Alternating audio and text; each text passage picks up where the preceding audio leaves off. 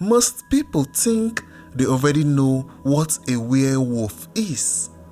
A full moon, a painful transformation, a man torn in half by his own bones until a giant wolf explodes out of him. That's the werewolf Hollywood gave us. But historically, the real story is so much stranger. For most of human history, people didn't treat werewolves as metaphor, they treated them as facts of life. As real as thieves, storms, or wolves themselves. In medieval courts, men were tried and executed for turning into wolves. Entire towns believed wolfmen haunted their children. And in some cases, people confessed to being werewolves. So in this video, I want you to forget everything you think you know. Forget the silver bullets. Forget the moonlight. Forget the CGI transformation. We are going back to the beginning, to the real werewolf, the one born from fear, famine, religion, superstition, and everything early humans couldn't explain. This is the story of the Wolfman before Hollywood polished his fur, before books romanticized him, before he became tragic or sexy or noble. Before we explore the creature, we need to understand its name. And unlike many folklore monsters, the word werewolf is surprisingly direct. It comes from Old English, were meaning man and wolf meaning wolf. Put them together and you get a man-wolf, a human who becomes a beast. So on the surface, the origin seems simple, almost too simple. But once you step outside the English-speaking world, the picture becomes much more tangled. Across Northern and Eastern Europe, there are dozens of linguistic cousins that describe similar creatures. In Old Norse, you have Varuvo and Ulfhetna, warriors who wore wolf pelts and entered a trance-like rage. In Germanic folklore, there's the werewolf, the Wolfsgeier, the Benedante, each tied to witchcraft or night battles. Slavic cultures speak of the Vukodlak, a word that can mean werewolf, vampire, or something in between, depending on the region and century. And that's where the trouble begins, because unlike the vampire, whose name wanders through a maze of Slavic dialects, the word werewolf has a clear root but no clear boundary. Each culture had its own version of the wolfman. Some were shapeshifters, some were cursed sinners, some were warriors wearing enchanted pelts, some were witches who borrowed the bodies of wolves, and some weren't wolves at all, just outcasts described as wolves. Over time, these stories overlapped, blended, and contradicted each other.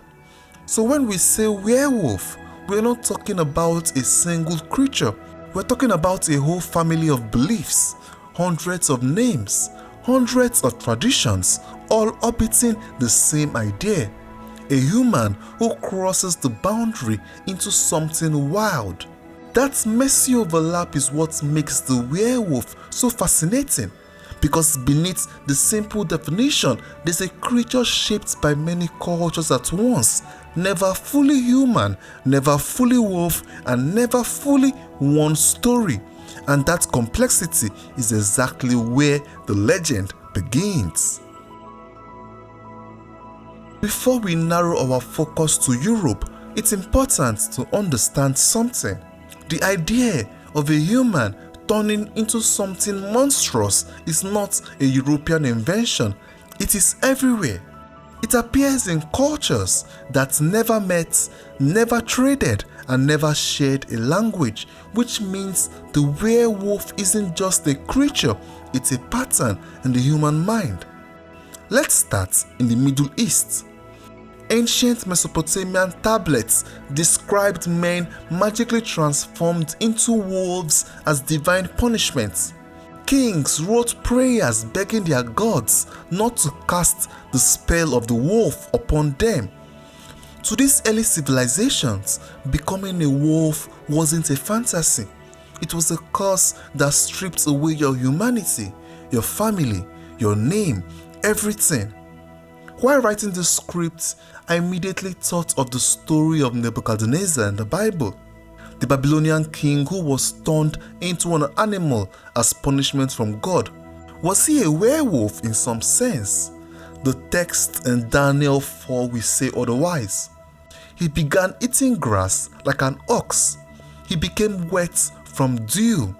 His hair grew long like the feathers of an eagle, and his nails grew long like the claws of a bird. From this text, we can deduce that he was a man-beast, but not werewolf. He was a unique hybrid of beasts. Now back to the video. When we move east, the story mutates. In India, we find the Rakshasa.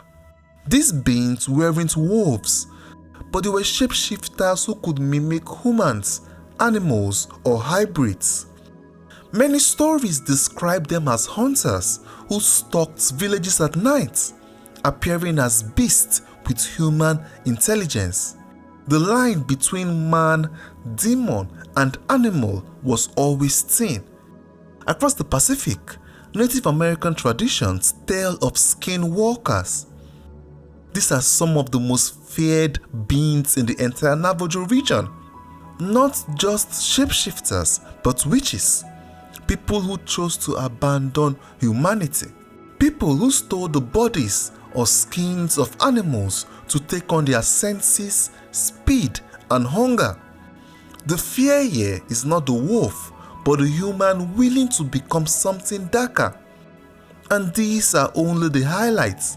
There are dozens more, from Persian wolfmen to Arctic shamans who wore the spirits of predators like clothing. If we try to cover every culture's version of the werewolf, the video will not be hours long, it will be days, possibly weeks. Because almost every culture on earth has some version of the same fear. A human losing control, a human becoming animal, a human turning into the thing they fear the most. But for this video, we are focusing on the version of the werewolf that shaped our modern monster, the European wolfman. One of the oldest written references to humans turning into wolves come from ancient Mesopotamia. In the Epic of Gilgamesh, the goddess Ishtar turns a shepherd lover into a wolf as punishment.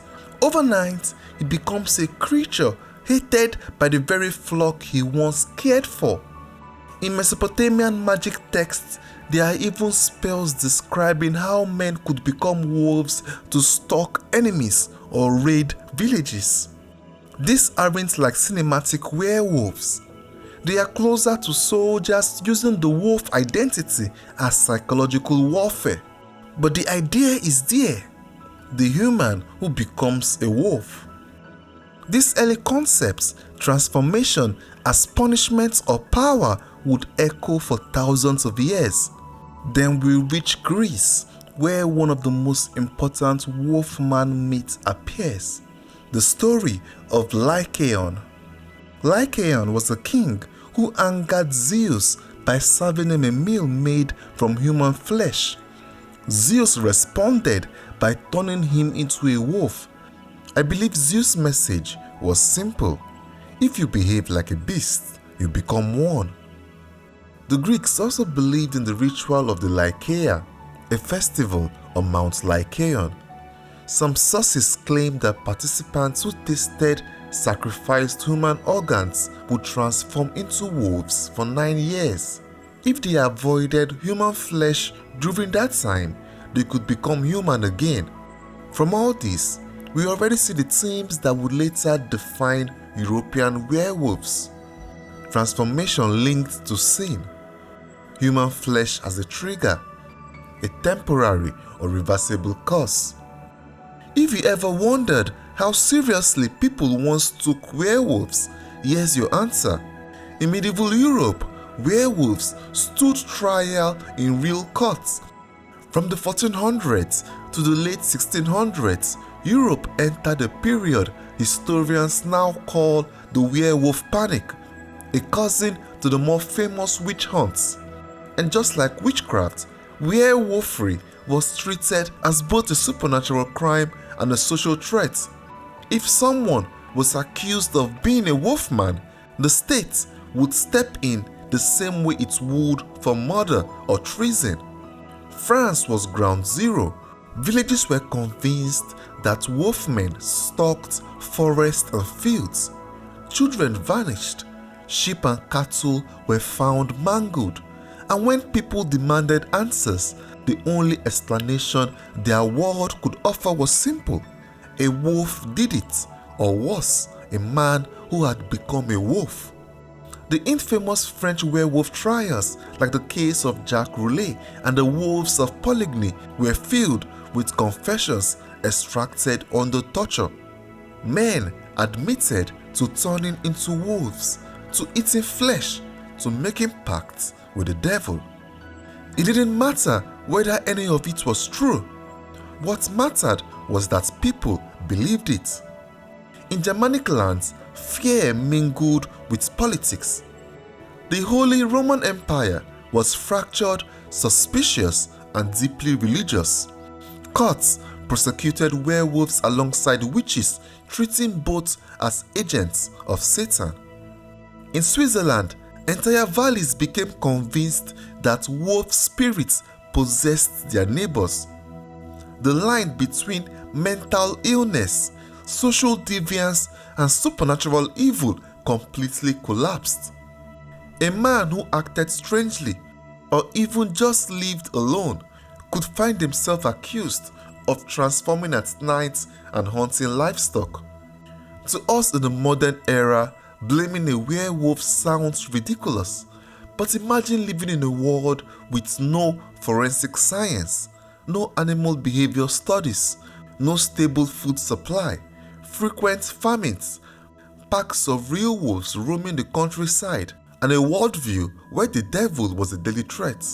To us in the modern era, when livestock die mysteriously, we can either attribute it to starvation or sickness, but to medieval villagers, these were signs, omens, confirmations that something monstrous was prowling in the dark.